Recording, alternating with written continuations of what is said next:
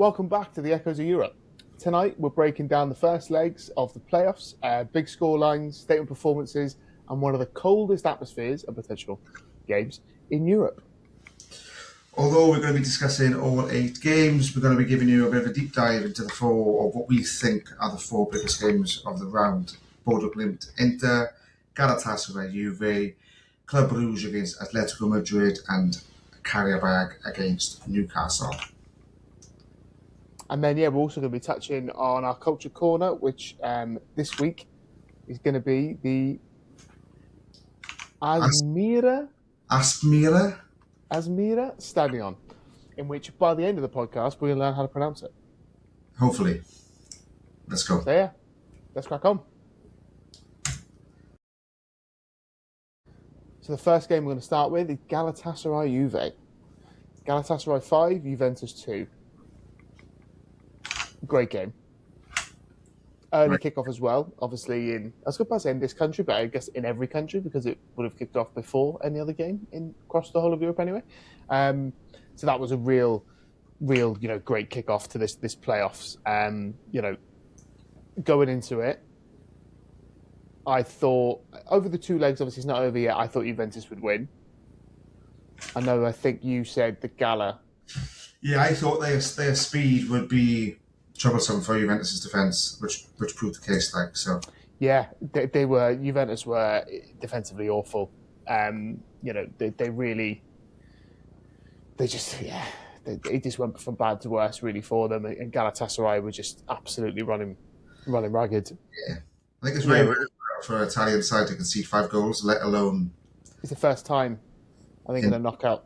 Which is mental, so it just shows defensive collapse from there. So I think it was absolutely mental. I think and then for Galatasaray to focus on them, huge win, absolutely huge win, for them. I think to go up against we've seen them beat Liverpool this year. At home we've seen them beat teams across the last 30 years, 40 years, in European competition in Istanbul. Welcome to hell, obviously, the old slogan of Man United, the banner that greeted Man United when they played there in the 90s. But it was more than the atmosphere they did it the other day. It was the quality of the play, and obviously the fans were brilliant. The noise is so interesting, and it is beautiful. The kit is a weird combination of colours that looks fantastic, obviously. And therefore, we all make noise in European games, but every time the opposition is on the ball, it's just quite funny that you can't really hear any chants at times. All you can hear is just whistling and booing, and I think it's just the noise must be so irritating to play. Yeah, it's got a big concentration. You can't get into the flow of the game, So no, absolutely, it was just it really. And you know what? I actually thought I thought Juventus were doing all right. I thought they were doing all right. Playing going into the second half, weren't they? So I think it was 2-1 up. Yeah, 2-1 up. Yeah. So to concede 4 goals in the second half is absolutely crazy. And obviously Galatasaray's team is full of just the classic. When you just naming footballers game, you got Davinson Sanchez, the former Spurs player in Ajax, defender getting on the scoreline. You've got Noah Lang, who scored against them now for PSV last year and for Napoli, as well as obviously for Galatasaray, and he got 2. I thought he was brilliant. Obviously, you've got Osimhen, didn't get any, and he had a massive tantrum at the end. You had Icardi coming off the bench. You had Gundogan on the bench. You had Torreira in midfield. It was just... it's like the ultimate team you get in FIFA, so... Yeah, it was brilliant. It was just... Yeah, I thought it was just fantastic. And obviously, Leroy Sané as well came off the bench, and I just thought it was such a good game. I do think that Cabal for Juve, who got sent off, I think he came on at half time, and he did change the game. Unfortunately, he changed the game in a way that he won't want to, because he got one of the worst, probably, defensive displays. Hot takes, big takes, but he was terrible. So I think he was awful. But fair play to Galatasaray. Do you think it's over? Yes, I do. I think it's over as well. I think, yes, there might be a different fact. Obviously, Juve being at home. But I think going away with a 3-goal cushion, they know what they have to do. I don't think they can mess that up. And it's going to work against Juve as well, because they know they've got to go at Galatasaray and they've got so much speed on the counter. They can just sit back and go forward whenever they want, really, as soon as they get the ball back. I really like their team. Really like their team, Galatasaray. But you know what? For Juventus, I will shout out for Juventus. Obviously, Koopmeiners got 2 goals, didn't he? And I really like him. And I really like Koopmeiners. And I did feel bad for Lloyd Kelly, because obviously he's an English centre-half. It's good to see players from these shores going abroad, obviously, a lot more frequently these days. And yeah, I did feel bad for him, because he was another one who didn't have a great day. But yeah, it was a great game. We're looking forward to the second leg. Let's see what comes. But yeah, Galatasaray were on fire, and Juventus could not deal with it. Yeah, it'll be interesting. It'll be very interesting. Away the lads. Newcastle 6, Qarabag 1. What a game that was, in terms of, I don't know, it was really enjoyable. Obviously, yes, it's one team absolutely smashing another team. But I thought, it's Newcastle's first ever Champions League knockout, as I said before. You have to give credit where credit's due. They're not having the best season in terms of the Champions League, Premier League. Obviously, they've got knocked out the Qarabag Cup semi-final. They are through the FA Cup after, obviously, the Villa sending off, really. They sort of spurred them on. But Eddie Howe's been under a lot of pressure from Newcastle fans, from what I can gauge. And I feel like that is just such a massive win. And they are, they really, in my opinion, dealt with this leg how you should deal with this type of opposition. Is they tried to, they killed a 180-minute game in the first 45 minutes. Yeah. And I think that's really, really, really impressive, really important for a team that hasn't got European pedigree, for a club that hasn't got European pedigree, in my opinion.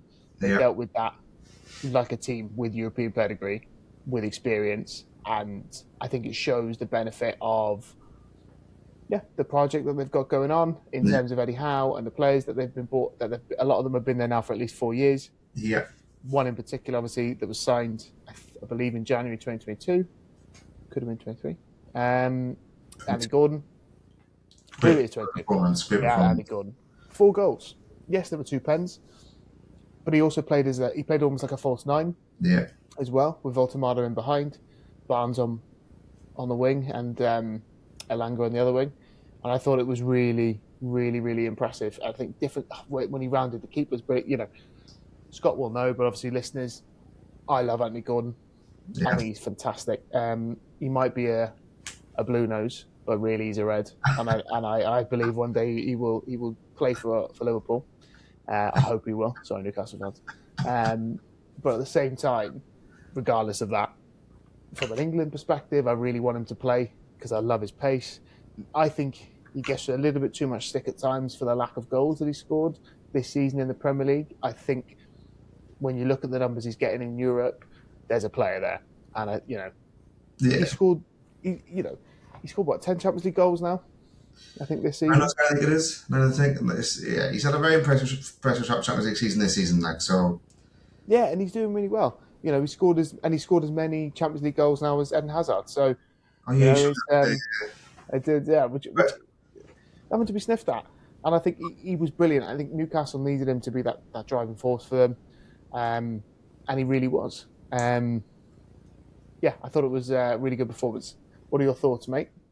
Pretty much agree with you wholeheartedly. I think there are so many options now with Newcastle. I think they've had a few injuries here and there over the season, but when everyone's fully fit, the depth they have, albeit some of it is not top quality, but I think they have so many options, especially across the front three, that given any opposition, if they get on the front foot, this could happen again. You've got players like Tonali and Guramara in midfield who are influential. Tonali is just an Italian madman, you know what I mean? But no, I think it's a very good game, a very good performance. Obviously, Qarabag have played Premier League opposition earlier this season. I think was it 3-0? We beat them at Anfield, Tim, with Liverpool. No, we beat them 6-0. 6-0. What did they beat? I must be thinking of a different game. But yeah, it just goes to show as well the golfing quality of certain teams. But that's nothing you could take away from Newcastle. What did you make of the Qarabag keeper? It's very rare after you concede 6 goals and give away a very stupid penalty to be said that you've had a good game.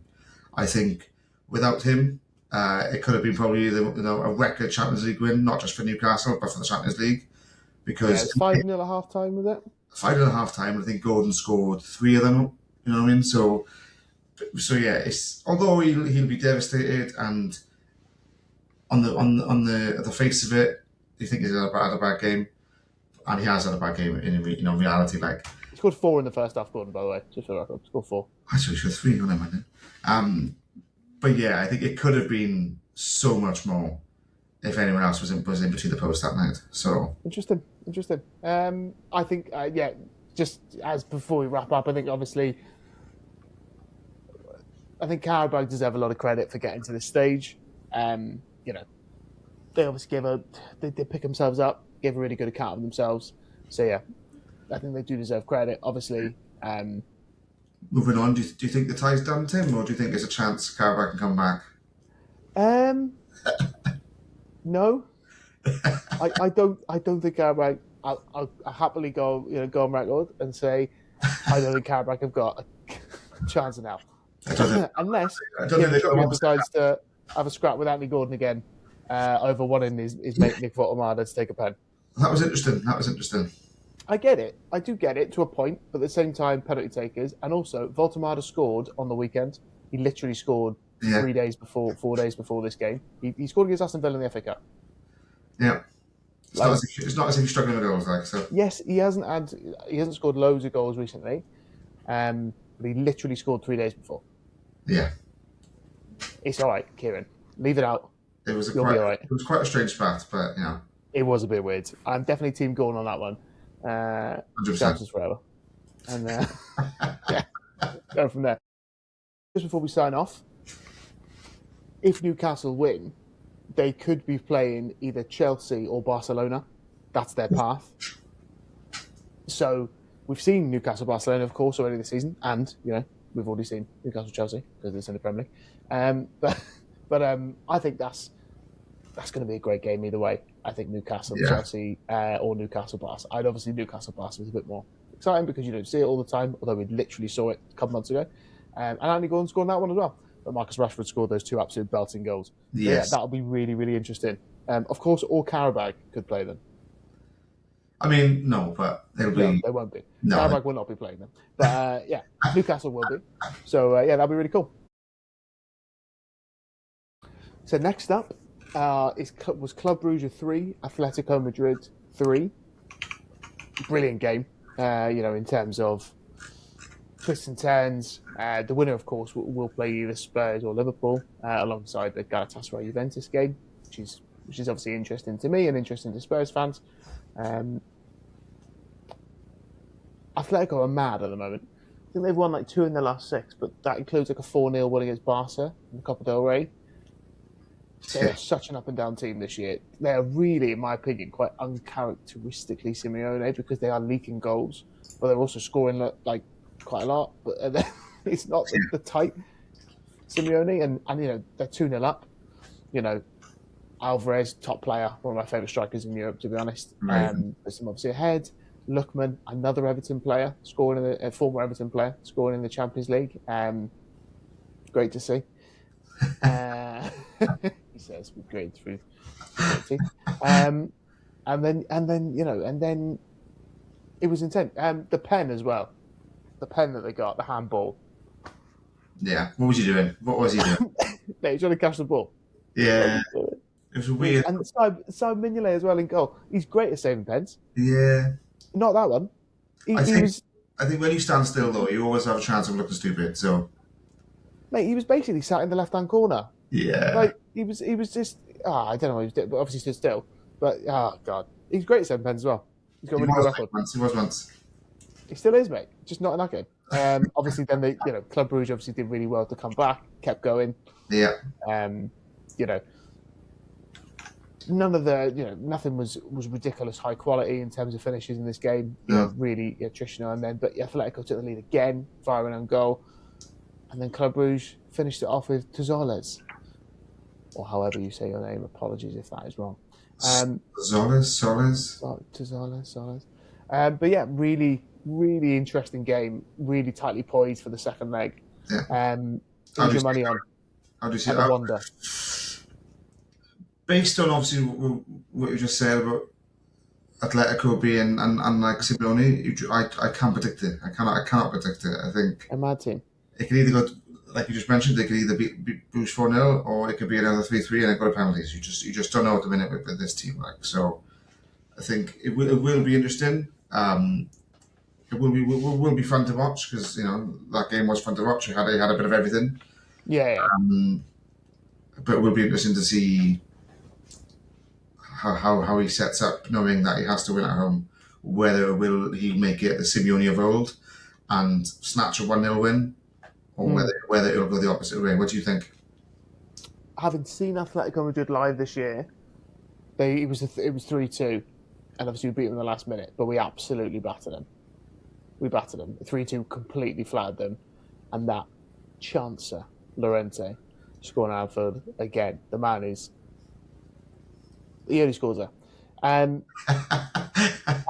think, and I've seen other Atletico teams that have been much better. I do think Bruges have got a real chance. Saying that, I think Atletico will turn up and win 3-0. Because I just feel like when the chips are down, I never really want to back against them in this type of game because you just know they can put up. Deliver. Yeah, they can put up a performance coming out of nowhere. Griezmann, he might be 58, but older than Annie. He will score. He's a handsome man, great footballer. He will, he'll turn up. Alvarez, top striker. Lookman. Go on. I want to say something nice about Lookman, Tim. Go on. Scored a hat-trick in the Europa League final. There we go. Great player. Good player. Did really well. It's come from. What do they used to call themselves? Dogs of War. There we are. Come from the Dogs of War. He's done really well. But I thought it was a really interesting game, really good. Credit to Brugge, obviously. You're going up against a big name in Europe in a knockout of the Champions League, getting a 3-0 draw.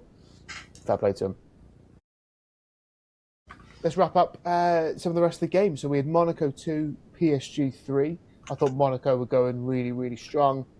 Flo Balogun, formerly of Arsenal, of course, doing really, really well.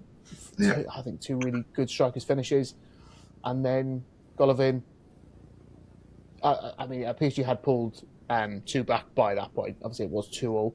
But, Doué had come on for Dembele, I think.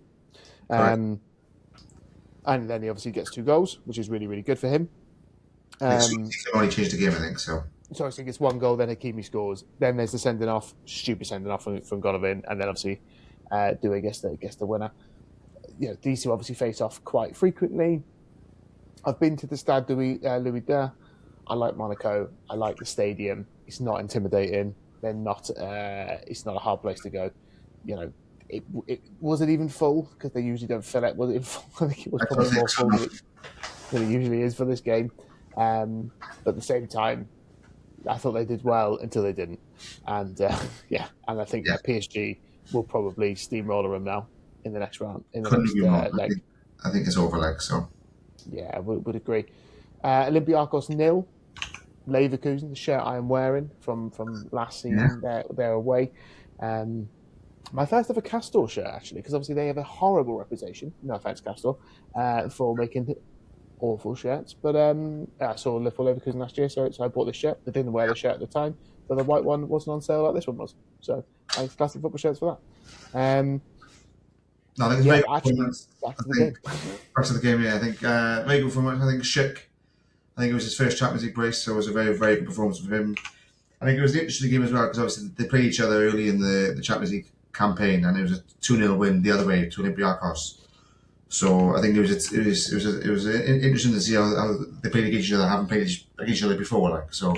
And you had Martins, his surname is Gas Martins, almost scoring potentially one of the goals of the Champions League if it went in, like a 35-40 yard screamer, like, but it didn't go that way. But Yeah, no, it was good. Yeah, I think Dortmund obviously did well. There was so much change, managerial and player-wise, in the last season and a bit, and yeah, I think they did really well to get the result. Olympiacos not an easy place to go. Lots of teams have lost there. Big European names, good sized, including Leverkusen.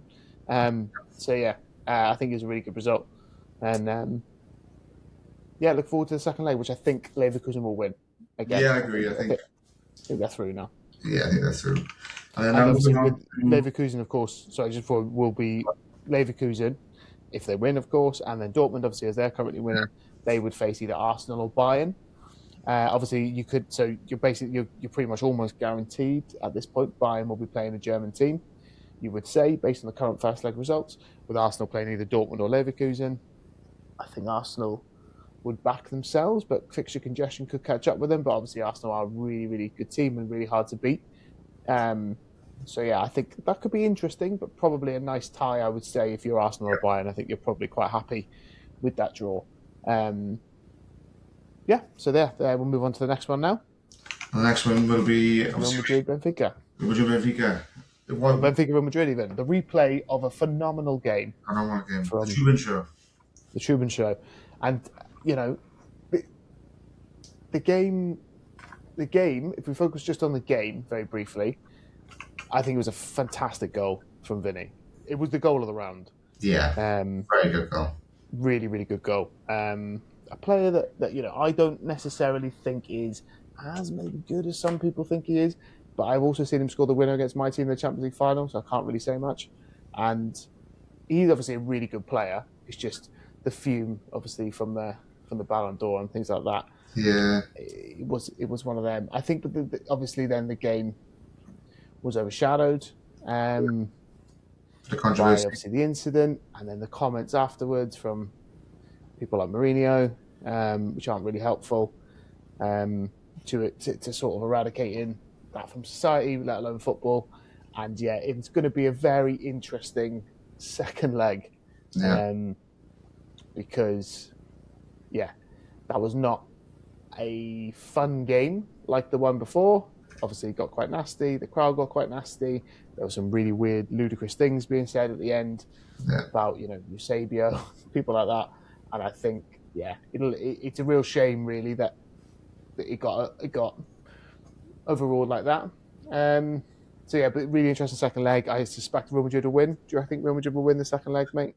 yes, I think so as well. I think obviously with Mourinho being red carded, obviously doing the first leg and having him not being able to be on the touchline for this game will impact him. I'm not sure what way, because he's obviously a fiery character no matter where he is. But I don't see them being able to overcome Madrid at home. So No, I agree. yeah, it'll be interesting. Obviously, like you said, to see how the fallout shapes the game like. But yeah, we'll see that when it happens.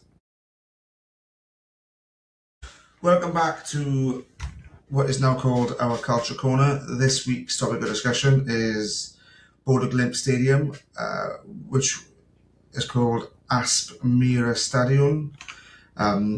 It's a small but mighty stadium with a capacity, I think, of 8,270, which is very small for a team that is having the time of their lives in the Champions League this season. Nicknamed Hell on Ice, mate. Hell on Ice. Hell on ice, yeah. The stands are also very, very, very, very close to the pitch. So it's very close. It's quite a scary, intimidating place for opposing teams to go to, and it's very different as well, isn't it? If you're a top European side going there, and I think that's worth mentioning. Like, it is, you're not used to playing in such small stadiums. Obviously, it's really close to the Arctic Circle, and yeah, obviously, we're going to cover so many different stadiums throughout our time on this podcast. And I feel like they just deserved a good shout out this week, didn't they? Because in this stadium in particular, because they've just had their most famous European night. Yeah. And in recent years, of course, they have had some good European nights in their very short history sort of playing in this stadium. They beat Roma there 6-1 in the Europa. So that was in the Conference League. They then beat Roma in the first leg of the Conference League semi. They did lose the second leg. They beat Celtic there in that same run. The Champions League. they've won a lot of qualifying games there. They've beaten Besiktas there in the Europa League, and then in the Champions League they've been able to defeat Besiktas. They've beaten Lazio. Sorry, that was Europa League. They've played Spurs there. Unfortunately, they lost. They drew with Spurs this year in the Champions League. They've beaten City there. And obviously they've just gone and beaten Inter Milan. And what I will say is, listen, will it be the most intimidating atmosphere in Europe? No. Does everybody there look like they're having an absolute banging time? Yes. Yeah. And this is. It may not get any better than this. It may not. And I think, yes, they've reached the semi-finals of a couple of European competitions in recent years, which is why I think they've actually got such good European pedigree. But I think this stadium, just as we talk about Olympiacos and Galatasaray and Fenerbahce and these places being hard places to go, this is a hard place to go. And you look at Qarabag, right? Qarabag, obviously, Azerbaijan is miles away. And teams have gone there this year, your Chelsea's, and they've not got a result and things like that. But it comes to the knockout, we've just seen Qarabag get beaten, and now Bodø Glimt. Maybe of Azerbaijan League, Norwegian League, but Norwegian League is probably slightly better, but probably not by loads. Maybe I'm wrong. Maybe it's slightly a bit better than that, but still, to beat Inter Milan after having beaten Manchester City is just so impressive, and that stadium is really, really part of it because it's such a good plastic pitch as well. Obviously, everyone talks about the plastic pitch. Yeah, I think it's very interesting because obviously when I was doing the research on this, I think they train on that pitch every single day. So they are, yeah. So I was quite interested, obviously, and with it being artificial, it changes the speed and bounce of a ball. So as Tim just mentioned, now with opposing teams not liking to go there, it seems like every factor of that stadium is built to annoy opposing teams, and at times, Bodo can excel there, which has been proven by the numerous upsets that they've done.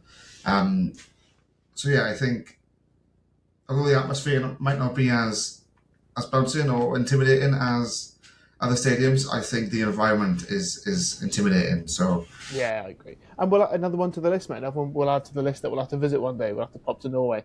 Just nice and warm. And to Bodø Glimt, mate, we'd love it. We'd absolutely love it. We'd love it. But yeah, no, fair play to them. They deserve a shout out. And they deserve, at the end of the day, there's so many famous stadiums, in Europe. All part of this competition, the Bernabeu, the Camp Nou, Anfield, Old Trafford. The Asmyra Stadion is up there, in terms of it's competing alongside these. And, if they're about to go to those fans, that the second leg is obviously at the San Siro, another iconic stadium. But if Bodø Glimt get through, they'll be hosting, the first leg at home again, and they'll either be playing against Manchester City or Sporting, and and their sort of fairy tale continues. And at the moment, not many teams are able to come. They don't lose a whole load of European games at this stadium, and that's just it's just really, really impressive. And big shout out to Bodø Glimt. Football kits of the week. We thought we'd just highlight some kits that we really enjoyed this week. For me, Dortmund, really cool club. Obviously, a bit of a hipster club. Everyone likes their kits. They've done some really interesting, schemes with stripes, different patterns. Yellow and black is such a strong colour scheme, but I really like their Puma home kit this year. It's really clean with yellow. I just really like. I think the Vodafone sponsor as well looks really good with it. I don't know. Really like the kit. What about you, mate? I quite liked Inter's kit. Inter's away kit against Bodø Glimt. I think it's very, very. We've discussed it before. It's very simplistic. The core colour of navy with orange accents. I think it fits really well, and it looks like royalty. Like Champions League royalty. So. Any other kits that stand out to you, Tim? At least one more for me that I want to mention. Obviously, people have seen it before, but the Real Madrid blue away from this year, I thought it looked great. I think people like Kylian Mbappe, Trent, look absolutely brilliant in the kit. I really like it. Real Madrid, I think, proper second kit colour. Actually, purple maybe, but blue is another one I associate with their away kit, and it's a really nice shade of blue. Obviously, even though I'm wearing blue right now and I play other blue tops, blue is not one of my favourite colours. Same. But I do have quite a few blue, different other team kits actually. I need to look into that. Maybe I have secret blue bias. But yeah, I did quite like the Adidas. I think it looks really good as a long sleeve as well. I think I really like it as a kit. It fits well. It fits well. Yeah, it looks good. Although this is a Champions League pod, I was actually on Thursday night. I was watching quite a bit of Europa football, league and conference. So I thought I'd just give a couple of thoughts very quickly on just a few of the big things. I think Nottingham Forest getting a big win away in Fenerbahce was massive. For them, obviously their first manager, I thought they played really well. I thought they actually played some really, really good football. So I thought that was really, really interesting. Stuttgart absolutely smashing Celtic. Feels big. Obviously, we can all remember times where Celtic were beating Barcelona or these different big European teams at home, and now they're getting beaten 4-1 with Stuttgart. It feels like that kind of demonstrates the big seismic shift, maybe, in quality at Celtic Park in recent years. Crystal Palace went to Bosnia in the Conference League and drew 1-1. Their fans were kept in a cage, like it was in just the middle of nowhere. By that I mean in the middle of the stand, no one there. It feels really unnecessary for 2026. Yeah, it was like looking at the gorillas in Bristol Zoo, just what's going on here. Rest in peace, Bristol Zoo. Obviously, no longer with us. And then I just thought it was a really interesting Thursday round, particularly obviously for the British teams. Not necessarily I like me to call them that, but for the teams that obviously play in the British leagues. I thought it was an interesting Thursday, and I'm sure, although this is a Champions League pod, when it gets to some bigger games, me and Scott will be all over some of those Thursday nights, particularly the semis and the final, because we're glory hunting Thursdays. That could be the name. Glory hunting Thursdays. Love it. So now we're going to go into a bit of a quick fire round, match day verdicts, just to see what we thought of the whole round as a whole package, really. Firstly, we're going to discuss performance of the round. I think it's quite obvious who I'm going to pick. It's a toss-up, really, between a player or a team, but I think you've got to go with a player, and that's Anthony Gordon. I think he had an exceptional game. Probably his best game in a Newcastle kit in a green kit, yeah. Yeah, in the green kit in the Champions League this season. So yeah, I think that's who I'm going to go for. What about yourself, Tim? Yeah, no further discussion. Liverpool's Anthony Gordon, 100%. Liverpool's Anthony Gordon from the city of Liverpool, mate. Come on. But no, very good, very good. Shock of the round, then. So I'm going to go shock of the round. I'm going to go for Juventus losing 5-2.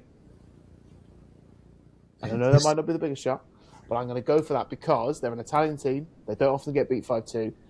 And I genuinely did not see that coming. I thought they played really well on the weekend and they were actually robbed by a really bad dive and bad refereeing decisions, as they have made a massive deal of in Italy. Yeah. And Damien Comoli has made a big deal of it. I feel like that was my shock. What about you? I think, although not a shock because they've had a very good Champions League season, I think I have to go with Bodo Glimt against Inter. I think playing against a club of the size of Inter Milan, who have very good recent success in the Champions League, winning 3-1 at home, I think is a massive result, and a result that not many would have seen coming at all. So I think that's my shock of the round. And then atmosphere of the round. Galatasaray. Fully agree. Yeah, I don't think anything else needs to say about that one. So nothing else. No, it was really good. And second leg, most at risk. I think you've got to go with Club Brugge Atlético because it's tied 3-3. But it depends on what you define or what you think of that. Like Inter Milan not going through is that. I think Inter Milan. I think the Bodo Glimt Inter Milan is the one most at risk. I think. Yeah.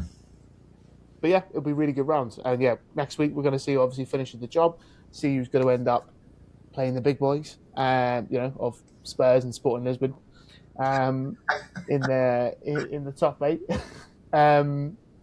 So we're really looking forward to it. I think the playoffs round is really, really good. I think it's good to remove some of the big teams from it at times and just sort of add that jeopardy because it gives some teams a bit more time in the sun. Yeah. And I'm all for it, mate. And I have secured my ticket to the last 16 second leg at home, whomever we may play. Nice. I did want it to be Juventus, if you remember. I feel like that is now very unlikely. Very I'm unlikely. going to end up having to watch Atletico Madrid for about the 900th time. Yeah. Come to Anfield and do an absolute masterclass and frustrate the living hell out of all of us. Cheers, Diego. But yeah, could be Gala. Could and be if not, Gala. we'll probably just lose away and go out. So yeah, that'll be great. But yeah, really looking forward to it, mate. It should be good. It should be good. Nah, it's been a great pod, mate. Cheers for your time. And yeah, all the best. See you all soon.